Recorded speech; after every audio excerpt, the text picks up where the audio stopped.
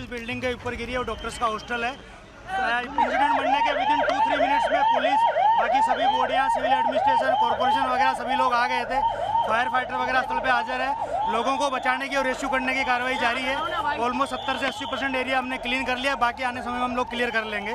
मैं सभी मीडिया के मित्रों से रिक्वेस्ट करता हूँ, सभी हमसे सहयोग करें।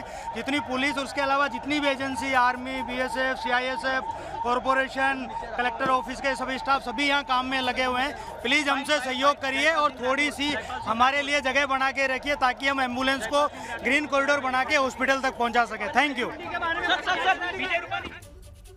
तो आप सुन रहे थे, वहां पर पुलिस अधिकारियों की तरफ से ये जानकारी दी जा रही है। किस तरीके से, सुन लेते हैं जरा और प्रत्यक्षदर्शी। अच्छा, मैं बता देती हूँ आपको तब तक कि पुलिस की तरफ से यही बताया जा रहा है कि वो जिस हिस्से पर गिरा है विमान का हिस्सा, जिस इमारत पर गिरा है विमान का हिस्सा, वो दरअसल डॉक्टर्स का हॉस्टल है, जिसके बारे में अभी कुछ देर पहले हमारे सहयोगी रौनक पटेल भी जानकारी दे रहे थे कि वो डॉक्टर्स की मेस है। डॉक्टर्स जो है वो नीचे खाना खा रहे थे जिस वक्त ये विमान का अगला हिस्सा आकर उसी इमारत पर गिरता है जहां पर डॉक्टर्स का हॉस्टल, डॉक्टर्स की मेस, और इसी वजह से जो हताहत हुए हैं उनका आंकड़ा और बढ़ रहा है। इस बीच देखिए कैसे वो राहत कार्य जब आगे बढ़ रहा था तो जो घायल हैं उनको लेकर जाने में जुटे हुए वहां पर जो बचाव कर्मी हैं वो जुटे हुए नजर आ रहे हैं। और आग पर काबू पाना ये सबसे बड़ी चुनौती थी, क्योंकि जो विमान है वो तो पूरी तरीके से आग के गोले में तब्दील हो गया था।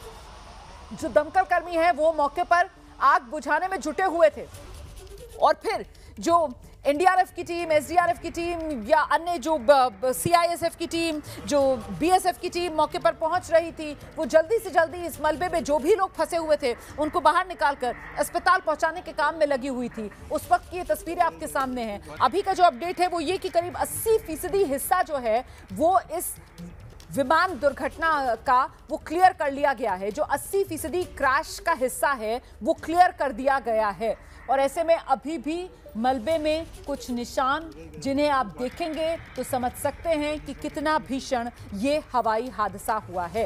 हेल्पलाइन नंबर्स जो जारी कर दिए गए हैं, एयर इंडिया की तरफ से भी हेल्पलाइन नंबर्स जारी किए गए हैं। अहमदाबाद एयरपोर्ट फिलहाल बंद कर दिया गया है, किसी भी तरीके की उड़ान बंद ना कि कोई।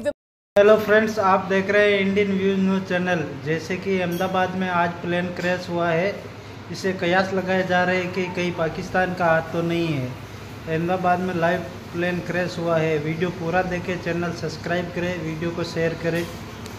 जो लोग हैं उनको इन्हीं एम्बुलेंसेस के जरिए यहाँ सिविल अस्पताल में लाया गया है। ये सिविल अस्पताल जो है ये भी अहमदाबाद के एयरपोर्ट के बहुत नजदीक है, और इसी सिविल अस्पताल का जो पूरा परिसर वाला इलाका है वो परिसर का इलाका तो एयरपोर्ट की और नजदीक पहुंच जाता है, और उसी परिसर में जो डॉक्टर्स का हॉस्टल था वहीं डॉक्टर्स का हॉस्टल भी इस विमान हादसे की चपेट में आया है। विमान का जो ऊपरी हिस्सा था वो डॉक्टर्स के हॉस्टल की छत पर अटका हुआ नजर आ रहा है।